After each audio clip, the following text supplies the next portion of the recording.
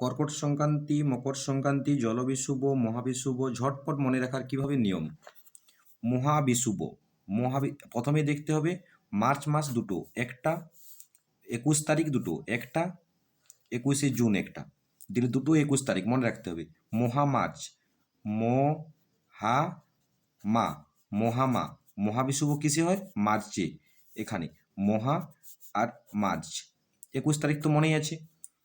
মহামাস cock, ক ক জু, ককজু, কর্কট সংক্রান্তি জুনে, 21শে জুন, দুটোই 21 তারিখ, দুটোই 21 তারিখ।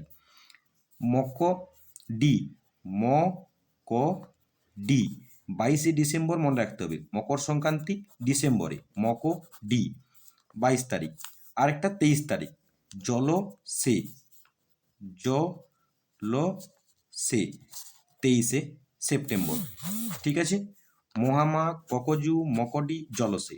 মহাবিষুব মার্চে 21শে, মকর সংক্রান্তি জুনে 21 তারিখ, মকডি মকর সংক্রান্তি 22শে ডিসেম্বর, জল বিষুব 23শে সেপ্টেম্বর, জলসে।